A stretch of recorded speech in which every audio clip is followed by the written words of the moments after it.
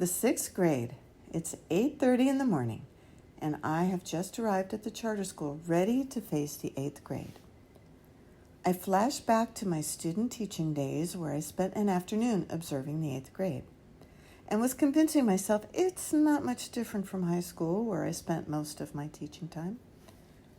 I took a breath and announced my arrival to the front desk receptionist. Mandy, a young woman who was to be on my interview panel, came down and greeted me.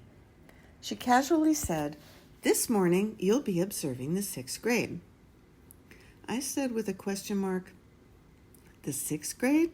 I prepared an English lesson for the eighth grade." "Yes," Mandy acknowledged. "The sixth grade teacher suddenly quit. Our immediate need is to fill the open sixth grade position." In shock, I replied, "But my lesson plan is for the eighth grade." "That's all right," Mandy assured me. "The sixth grade class can benefit from your lesson on narrative reading." Since I was there, I decided to give it a try. I was escorted to my first class where I was an observer. I watched kids working intermittently between repeating insulting comments to one another and popping in and out of their seats. If that wasn't brave enough, I was about to deliver an eighth grade lesson plan to a group of high-energy sixth graders.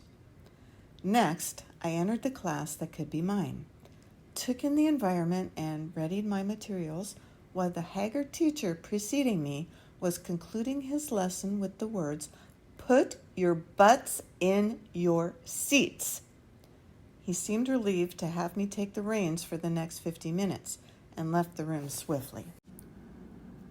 The principal, assistant principal, Mandy, and 3 other unknown teachers came in to observe me.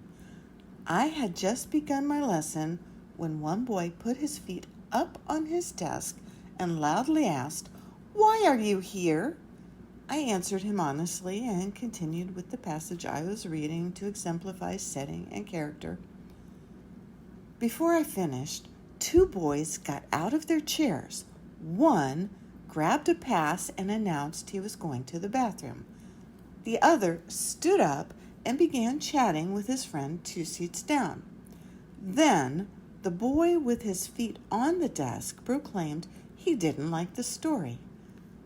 Despite my attempts at classroom management, it went on much the same for the next 40 minutes.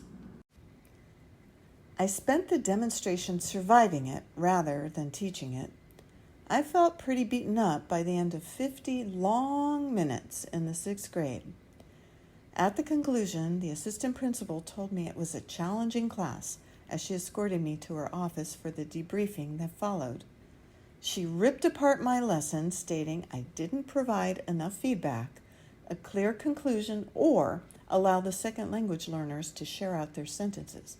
At that point, I had to ask why the last teacher suddenly quit. She squirreled around her response, but I was fairly certain I knew why. She was run off by that Children of the Corn class. I personally believed it was a job better suited for law enforcement. I couldn't wait to leave. I knew I didn't want to teach there and was confident they felt the same about me. I stepped onto the sidewalk outside the school, relieved, exhausted, and disappointed as I had mustered the courage to teach the 8th grade, got tossed into the 6th grade, and the entire experience exceeded my worst expectations.